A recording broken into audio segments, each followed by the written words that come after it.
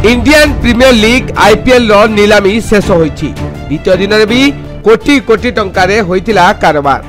अनेक घरोई एवं विदेशी खेलाड़ी को किनिथिले विभिन्न फ्रांचाइज।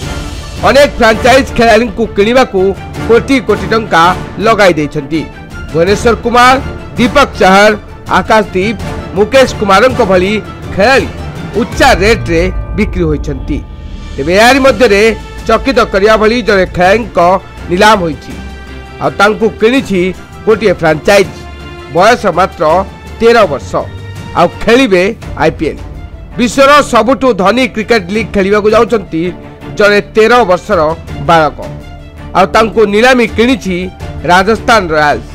13 वर्ष बयसर भैरव सूर्यवंशी को 1 कोटी 10 लाख टंका रे किनिछि राजस्थान रॉयल्स आरआर। भैरव को किनिया पई दिल्ली कैपिटल्स एवं राजस्थान रॉयल्स मध्य टक्कर देखा मिलता।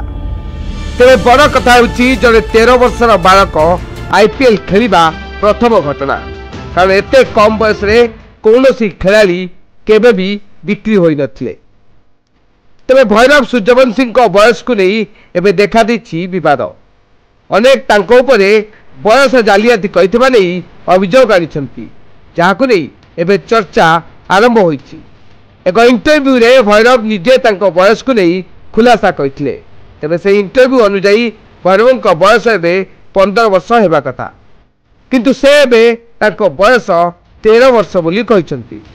भैरव तांकर एक पुराना इंटरव्यू रे कहिथिले जे तांको एबे 13 वर्ष आ 2023 सेप्टेम्बर रे से 14 वर्ष रे होई जिवे। से हिसाब रे देखिया को गले एबे तांको 15 वर्ष हेबा कथा। तेबे तांको प्रकृत रे एबे केते वर्ष बयस से नहीं चर्चा जोर धरिथिबा बेले अनेक कहउछन्ति भैरव जालियाती करी तांको बयस 13 वर्ष बोली दर्शाइछन्ति। Report T99 news.